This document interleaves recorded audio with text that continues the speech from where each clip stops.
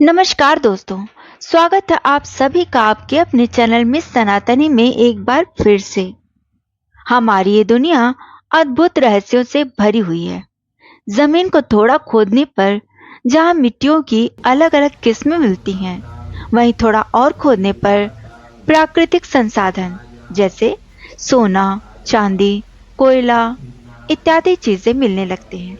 लेकिन जब हम इतिहास की गहराइयों में झांकते हैं, तो हमें अपने भारत का असली इतिहास नजर आता है।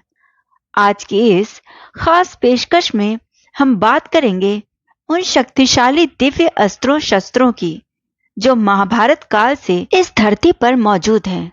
महाभारत के वीर योद्धा और देवता जिन्होंने इन दिव्यास्त्रों का इस्तेमाल किया, वे भले ही अपने परम धाम और लोकों में चले गए, परंतु उन्होंने अपने शक्तिशाली अस्त्रों को पृथ्वी पर ही छोड़ दिया।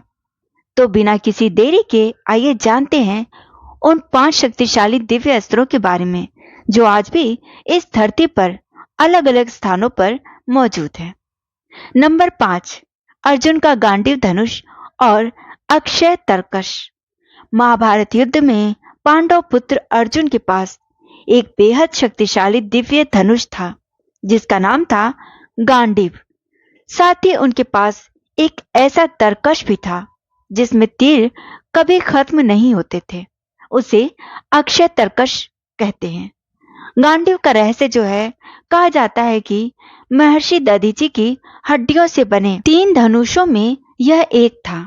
ये पहले वरुण देव के पास था, जिन्होंने इसे अग्निदेव को दिया, और फिर खांडव प्रस्थ के दौरान अग्निदेव ने ये अर्जुन को सौंप दिया। इसकी शक्ति इतनी अलौकिक थी कि ये अकेला लाखों धनुषों का मुकाबला कर सकता था और इसे कोई अन्य अस्त्र शस्त्र तोड़ नहीं सकता था। वर्तमान स्थिति में महाभारत खत्म होने के 36 वर्ष बाद जब पांडवों ने महाप्रस्थान किया, मतलब स्वर्ग की जब यात्रा शुरू की, तो सागर तट पर स्वयं अग्निदेव प्रकट हुए। अग्निदेव ने अर्जुन से कहा कि गांडीव धनुष का कार्य अब पूरा हो चुका है, अतः इसे सागर में प्रवाहित करना होगा। अर्जुन ने आज्ञा मानकर गांडीव और अक्षय तरकश दोनों को जल में प्रवाहित कर दिया। मान्यता के अनुसार, शास्त्रों के अनुसार, शक्तिशाली अस्त्र हमेशा अपने देवताओं के पास लौट जाते हैं। इसलिए संभव है कि गांडीव पुनः वरुण देवता के पास पहुंच गया होगा। दूसरी मान्यता के अनुसार कुछ विद्वान मानते हैं कि स्वर्गारोहण के दौरान अर्जुन ने इसे उत्तराखंड के पास चंपावत जिले में बाणासुरा मंदिर के पास कहीं छिपा दिया था और ये आज भी वहीं मौजूद है। तीसरी मान्यता के अनुसार कुछ लोगों का कहना है कि यह समुद्र की गहराई में ऐसी जगह छुप गया है जो कलयुग के अंत में कल के अवतार को दिव्य हथियार के रूप में प्राप्त होगा। अब बात करते हैं नंबर 4, कर्ण के कवच और कुंडल। सूर्यपुत्र कर्ण को जन्म से ही सूर्यदेव का आशीर्वाद प्राप्त था।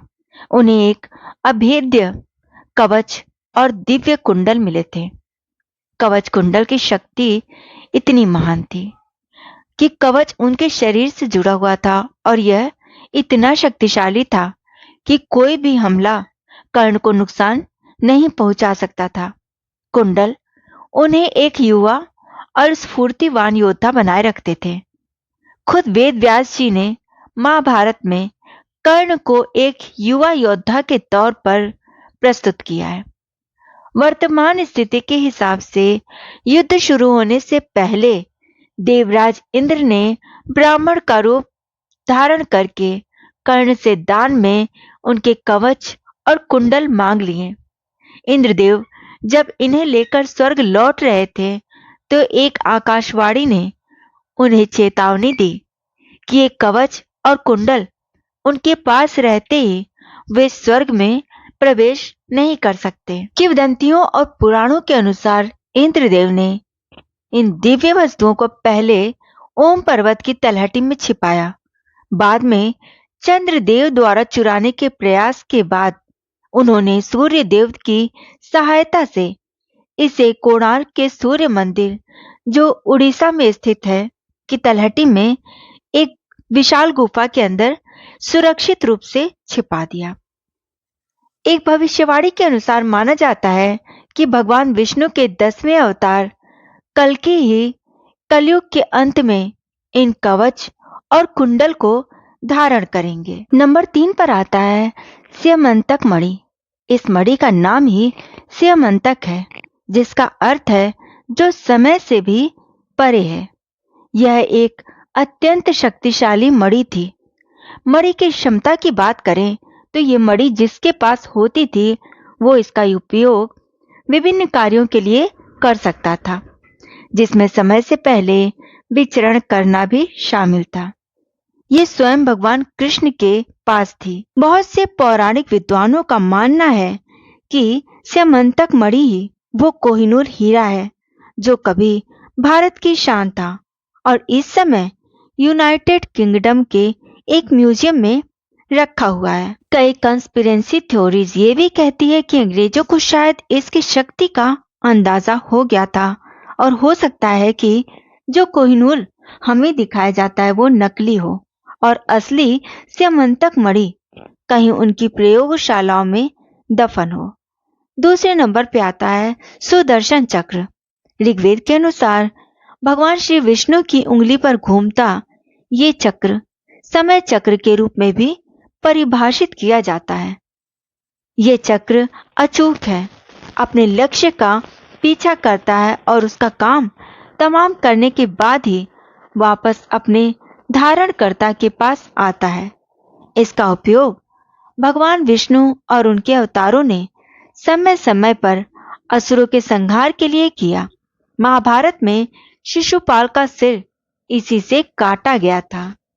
वर्तमान स्थिति की बात करें तो भविष्य पुराण में बताया गया है कि सुदर्शन चक्र भगवान विष्णु और उनके अवतारों के सिवाय कोई भी धारण नहीं कर सकता। जब भगवान कृष्ण ने देह का त्याग किया तब सुदर्शन चक्र भी पृथ्वी में समा गया। संभावित स्थानों की बात करें तो कुछ लोगों का मानना है कि ये उड़ीसा के पुरी जिले में एक मंदिर में स्थित है, जहां भगवान विष्णु के सुदर्शन चक्र की पूजा की जाती है। इस मंदिर में मिट्टी में आधी दबी हुई एक विशाल संरचना देखी जाती है, जिसे कहा जाता है ये सुदर्शन चक्र है। भविष्यवाणी के अनुसार कलयुग के अंत में भगवान कल्कि अवतार जो हैं इसे दोबारा धारण करेंगे और इससे कलि पुरुष का वध करेंगे। नंबर 1 पर आता है भगवान परशुराम का फरसा।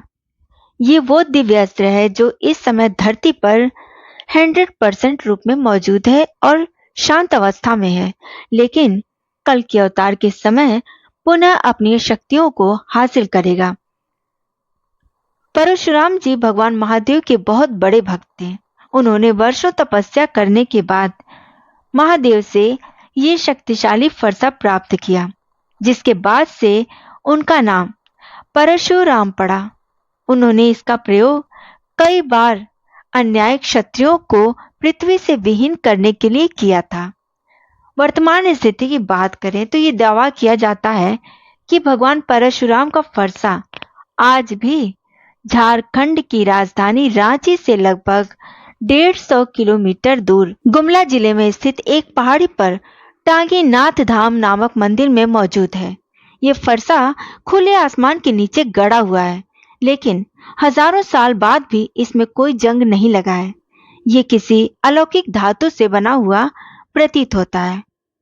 फरसा गाड़ने का कारण त्रेता युग में माता सीता के स्वयंवर के दौरान जब भगवान राम ने शिव जी का धनुष तोड़ा तो परशुराम जी क्रोध में जनकपुर पहुंचे। जब उन्हें यह एहसास हुआ कि राम जी स्वयं भगवान विष्णु के अवतार हैं, तो वो बहुत लज्जित हुए और पश्चाताप के लिए उन्होंने घने जंगलों के बीच एक पहाड़ पर जाकर उस फरसे को गाड़ दिया और तपस्या में लीन हो गए। इसी जगह को टांगी नाथ धाम के नाम से जाना जाता है। ये फरसा वापस अपनी शक्तियां तब हासिल करेगा जब कलयुग अपने अंतिम चरण में होगा और परशुराम जी भगवान कल्कि को शिक्षा दीक्षा देंगे। उस समय परशुराम जी पुनः इस फरसे को हासिल कर पाएंगे। आपका इस विषय में क्या मानना है, कमेंट बॉक्स में अपनी राय अवश्य लिखिएगा। चैनल को सब्सक्राइब कीजिएगा, वीडियो अच्छी लगे तो लाइक कीजिएगा, कमेंट कीजिएगा। मिलते हैं अगले वीडियो में एक दूसरी कथा के साथ। तब तक के लिए राधे राधे।